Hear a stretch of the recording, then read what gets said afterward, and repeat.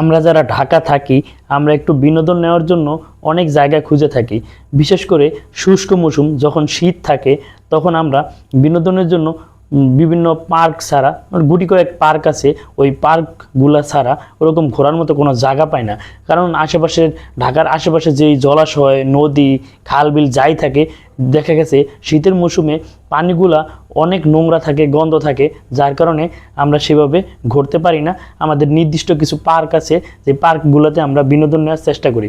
কিন্তু বর্ষা মৌসুম আসলে আমাদের ঢাকার আশেপাশে যে নদীগুলো আছে তারা ভরপুর জৈবনে থাকে এবং পানিতে টয়টুম্বুর থাকে, যার কারণে আমরা এই বর্ষা মৌসুমে খুব ভালোভাবে বিনোদন নিতে পারি এবং একটু ভালো সময় কাটাইতে পারি এবং সৌন্দর্যগুলা উপভোগ করতে পারি এবং ভালো বিনোদন নিতে পারি। তো আমি এমনই একদিন গিয়েছিলাম ঢাকার কাছেই এক এরকম মিনি হাওরের মতো জায়গায় ঘুরতে, তো সেটাই আপনাদের কাছে শেয়ার করব।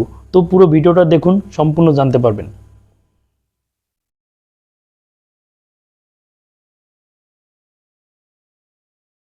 আসসালামু আলাইকুম, আমি আমার আরেকটি ভিডিও নিয়ে আপনাদের মাঝে হাজির হয়ে গেছি। তো আমি এখন আছি তো দিয়াবাড়ি, মিরপুর দিয়াবাড়ি বেড়িবাঁধ, যেখান থেকে আপনি দেখতে পারবেন যে বর্ষা মৌসুমে তুরাগ নদীর ভরা যৌবন, এবং সেই ভরা যৌবনের সময় মানে নদী দেখতে কত সুন্দর হয়। এবং আপনি প্রিয়জন বা ফ্যামিলি নিয়ে যদি নদী ভ্রমণ করতে চান এই বর্ষা মৌসুমে, যেহেতু বর্ষা মৌসুম ছাড়া আমাদের যে ঢাকার আশেপাশে নদীগুলা ভ্রমণ করার মতো ওরকম পরিবেশ থাকে না, বাজে অবস্থা থাকে, গন্ধ থাকে, পরিবেশ খারাপ থাকে, পানি কালো থাকে। তো এই বর্ষাকালে আমাদের এই নদীগুলা পুরো যৌবন ফিরে পায় এবং দেখতে খুবই সুন্দর হয় এবং পরিবেশটাও উপভোগ্য হয়। তো আপনাদের সাথে সেটাই শেয়ার করবো। এখন আমি যাব আশুলিয়া বেড়িবাঁধের এই পাশে, যে এই হাওরের মতো একটা বড় অংশ যেখানে আপনার এই বর্ষা মৌসুমে নৌকা চলে। নৌকাতে আপনি চাইলে ফ্যামিলি নিয়ে বা বন্ধুবান্ধব নিয়ে দারুণ কিছু সময় কাটাতে পারেন। তো সেটাই আপনাদের সাথে আজকে শেয়ার করব। তো আমার এই পুরো ভিডিওটা আপনারা অবশ্যই দেখবেন। আর আমি যেহেতু নতুন, তো আমাকে একটু সাপোর্ট করবেন, ঠিক আছে? তো আমি এখন আমার উদ্দেশ্য আশুলিয়া বেড়িবাঁধ বা মিরপুর বেড়িবাঁধে যাব। এখানে আমি বেড়িবাঁধের এখান থেকে নৌকায় যে বিনোদন নেয় সেগুলো আপনাদের মাঝে শেয়ার করব। তো সাথেই থাকুন, তো পুরো ভিডিওটা দেখবেন অবশ্যই। তো চলুন আমরা মূল পয়েন্টে যাই। বিয়াবাড়ি থেকে একটা অটো লইছি, এই মামারে সাথে নিছি। তো সাথে নিয়ে মামাকে নিয়ে এখন যাবো হলো মিরপুর বেড়িবাঁধ। মামা ভালো গান গায়। মামা গান শুনি, আমার দর্শক বন্ধুরা শুনবেন। হ্যাঁ, একটা গান শুনতে থাকি। গান গায় আমার মনে রে বোঝায় মন তাকে পাগল পারা। গান গায় আমার মনে রে বোঝায় মন তাকে পাগল পারা। আর কিছু চায় না মনে গান ছাড়া, গান ছাড়া। আর কিছু চায় না মনে গান ছাড়া। গানে বন্ধুরে ডাকি, গানে প্রেমের ছবি আঁকি। গানে বন্ধুরে ডাকি, গানে প্রেমের ছবি আঁকি। পাবো বলে আশা রাখি, না পাইলে যাবো মারা। পাবো বলে আশা রাখি, না পাইলে যাবো মারা। আর কিছু চায় না মনে গান ছাড়া, গান ছাড়া। আর কিছু চায় না মনে গান ছাড়া। গান গায় আমার মনে রে বোঝায় মন তাকে পাগল পারা। গান গায় আমার মনে রে বোঝায় মন তাকে পাগল পারা। আর কিছু চায় না মনে গান ছাড়া, গান ছাড়া। আর কিছু চায় না মনে গান ছাড়া। মামার অনেক ধন্যবাদ, ভালো একটা গান শুনাইল। তো মামা চাইতে হলে আল্লাহ হাফেজ। ভালো থাকেন। আল্লাহ হাফেজ। আপনার দর্শকরা আমার গানটা শুনলে ভালো লাগলে লাইক কমেন্ট করেন। হ্যাঁ, আমার পেজটা ফলো দিন। হ্যাঁ, এই তো ফলো দিয়ে রাখেন। মামা ধন্যবাদ। হ্যাঁ, থ্যাংক ইউ। রিকশালা মামার মুখে গান শুনতে শুনতে আমি চলে আসছি আশুলিয়া বেড়িবাঁধ।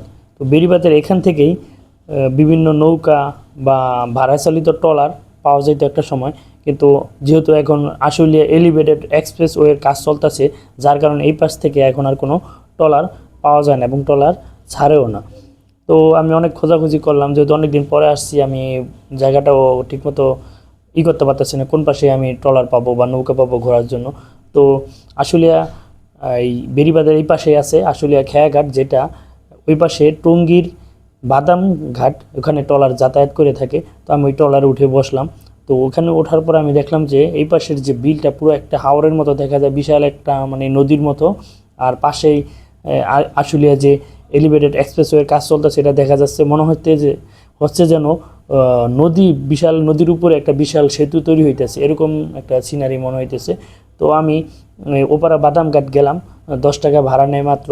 তো বাদামঘাট থেকে আমি এইবারে চলে আসলাম এবং জিজ্ঞেস করলাম যে আমি নৌকাটা কোথায় পাবো। তো এখানের মানুষজন আমাকে বললো যে আমাকে যেতে হবে আশুলিয়া বাজার। তো আমি আবার এবার চলে আসছি বেড়িবাঁধ খেয়াঘাটে।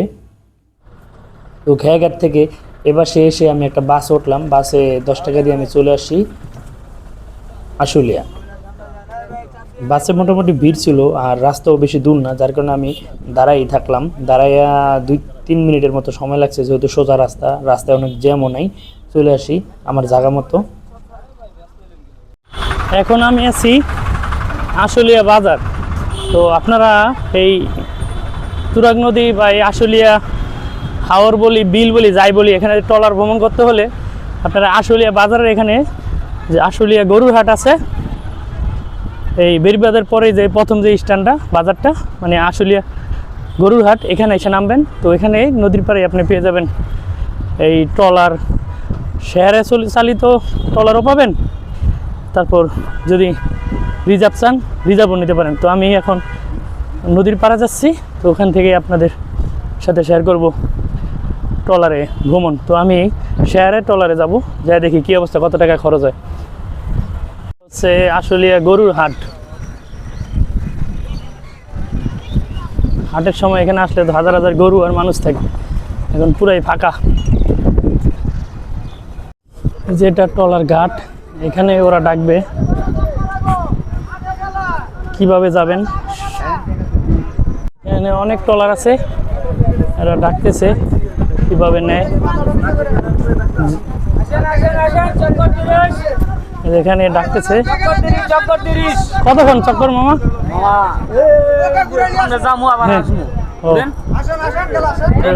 কত মানে আধা ঘন্টা? আধা ঘন্টা ই হয় না? আচ্ছা ঠিক আছে। চক্কর 30, এটা শেয়ারে। তো আমি চক্কর 30টায় উঠলাম। তো দেখি কতক্ষণ চক্কর দিয়ে নিয়ে আসে।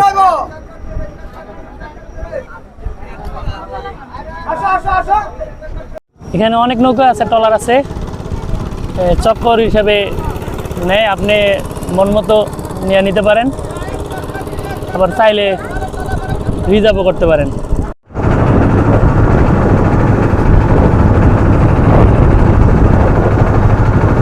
সেই একটা রোমাঞ্চকর অবস্থা, রোমাঞ্চকর পরিবেশ, চারিদিকে পানি আর পানি। দেখুন, রোমাঞ্চকর একটা মুহূর্ত, মেঘলা আকাশ। আর এই সময় আমি নদীর মাঝখানে ট্রলারে আছি, শেয়ারের ট্রলার। এটা উপরে বসতে পারবেন আপনি, চাইলে নিচেও বসতে পারেন, সব জায়গায় বসারই জায়গা আছে।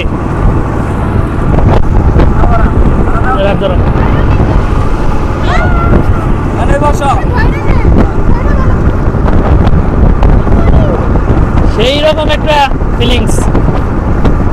বেড়িবাঁধে এসে ভাবছিলাম মনে হয় এই যে নৌকা ভ্রমণের এটা বন্ধ হয়ে গেছে গা।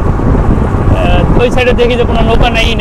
এখন সামনে আশুলিয়ার দিকে আসলাম, তো পাইয়ে গেলাম আশুলিয়া মিনি হাওড়া। এসে এরকম অনেক শেয়ারে চালিত নৌকা ট্রলার দেখবেন, সবাই মোটামুটি আনন্দ ফুর্তি করে সময়টা কাটায়। দেখলে মনে হচ্ছে যে সাগরের মাঝখানে বা বড় নদীর মাঝখানে একটা দ্বীপ জেগে আছে। এই একটা, সামনে আরেকটা আছে।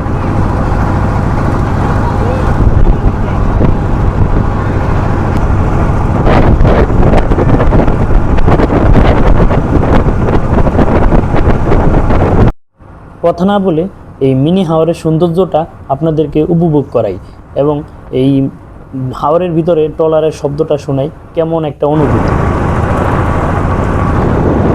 মুক্ত বাতাস খাচ্ছি, কোনো গন্ধ নাই, কোনো কিছু নাই। এখানে আইসা সবাই যার যার মতো সময় কাটাইতেছে, কেউ ছবি তোলায় ব্যস্ত, কেউ ভিডিও করায় ব্যস্ত, কেউ আবার কারোর সাথে ফোন শুটি করতে ব্যস্ত। তো আমিও ভিডিও করতেছি, আবার আশেপাশের সৌন্দর্যটা উপভোগ করতেছি। তো আপনারা চাইলে আসলে এই জায়গায় এই সৌন্দর্যটা উপভোগ করতে পারেন। চাচাতো ভাইদের নৌকা এই বছর প্রথম দেখলাম, নদীর পাড়ে আসা হয় নাই, আর এবার তোমার দেখা হয় না। এই বছর প্রথম চাচাতো ভাইদের সাথে দেখা। এরকম সিনারি যখন আসে তখন আর কথা বলতে মন চায় না, শুধু উপভোগ করতে মন চায়। এই দৃশ্যটা উপভোগ করুন যে আপনার সন্ধ্যা হওয়ার মতো পরিস্থিতি, আকাশ মেঘলা এবং বৃষ্টি নামবে এরকম একটা সময়, কিন্তু আপনি নদীর মাঝখানে আছেন একটা ট্রলারে। তো সেই সময়ের যে নদীর যে সৌন্দর্যটা কত সুন্দর লাগে এবং আপনার অনুভূতিটা কেমন হবে সেটা বুঝুন। সবজি লাগানো হয়েছে, তারা সবজি নিতেছে।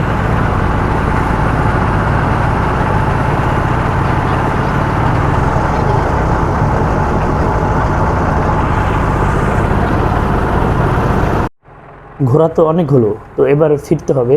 তো মামা তার ট্রলার ঘুরিয়ে দিছে এবং যত তাড়াতাড়ি সম্ভব সে তার ট্রলারটা ঘাটে নোঙর করাবে, এরকমই প্রিপারেশন। আর আপনি এই সিনারিটা দেখুন যে মানে এক কথায় অসাধারণ, একদম মন ফ্রেশ হয়ে যায় এবং মনোমুগ্ধকর একটা সিনারি। এই ঢাকার কাছে এত সুন্দর একটা জায়গা এবং ঘোরার জন্য বর্ষাকালে এত সুন্দর পরিবেশ ধারণ করে মানে বলার মতো না। তো চাইলেই ফ্যামিলি নিয়ে আপনি এরকম একটা সৌন্দর্য জায়গায় এরকম ছোট নৌকা আছে ভাড়া নিয়ে একটা ভালো একটা সময় কাটায় আসতে পারবেন।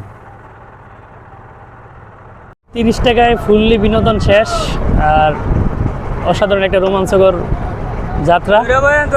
তো আপনারা চাইলে এখানে আসতে পারেন, আইসা ঘুরে যেতে পারেন, ফ্যামিলি নিয়ে বন্ধু বান্ধব নিয়ে আইসা দারুণ সময় কাটাতে পারবেন। চাইলে যে আমার মতো 30 টাকা শেয়ারের নৌকা নিতে পারেন, আবার ছোট বোট আছে, এগুলা ফ্যামিলি নিয়ে আসলে ছোট ছোট এগুলা নিতে পারবেন। ছোট বড় সব ধরনেরই আছে। এরাই ডাকতেছে 30 টাকা করে। এই ছোট নৌকা আপনারা 10-15 জন করে আসলে 10-15 জন আসলে সুন্দর একটা ট্যুর দিতে পারবেন।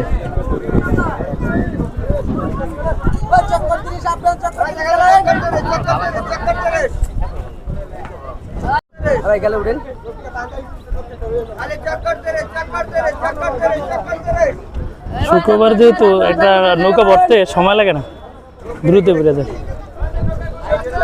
মামারা ডাকতে থাকে।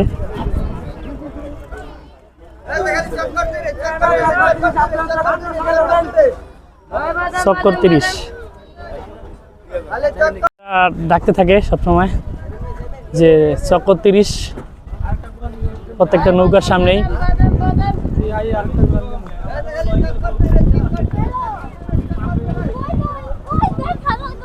কথা একটাই, চক্কর 30 টাকায় ফুললি বিনোদন। অল্প সময় দেয় কিন্তু ভালোই মজা লাগে। দেখা গেছে আপনি যদি রিজার্ভ করে নেন তাহলে আরও বেশি সময় আপনার ঘোরাবে।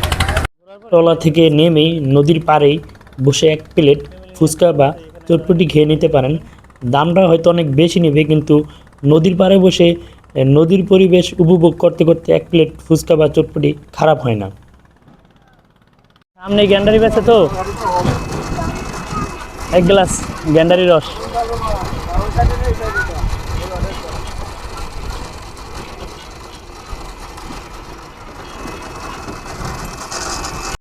ঘোরার পর আপনি বোনাস হিসাবে এই জায়গার যে জেলেদের বা স্থানীয় মৎস্য ঈদের থেকে এই নদীর মাছ নিয়ে যেতে পারবেন। বর্ষাকালে তো পানি পরিষ্কার থেকে ভালো মাছই পাওয়া যায়। বোনাস হিসাবে যাওয়ার সময় এটা নিয়ে যেতে পারবেন।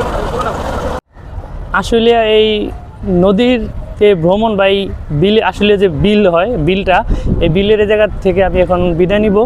তো আপনারা এই জায়গায় ঘুরতে কীভাবে আসতে পারেন, যদি আপনি মিরপুরের ওদিক থেকে আসেন তাহলে রাজধানী বা আলিপ পরিবহনে মাজার থেকে, মিরপুর 1 নম্বর মাজার ওই জায়গা থেকে ছাড়ে। তো আপনি আশুলিয়া আইসা বাজারের এখানে যে আশুলিয়া গরুর হাট, এখানে নামবেন। আর যদি আবদুল্লাপুর থেকে আসেন আসমানি, আকাশ পরিবহন এগুলা আপনার আশুলিয়া বাজার হয়ে যায়। তো আপনি আশুলিয়া বাজার নামবেন, এখান থেকে যে মানে এখানে নেমে আপনি এই গরুহাটের পাশেই দেখবেন যে এই নৌকাগুলা।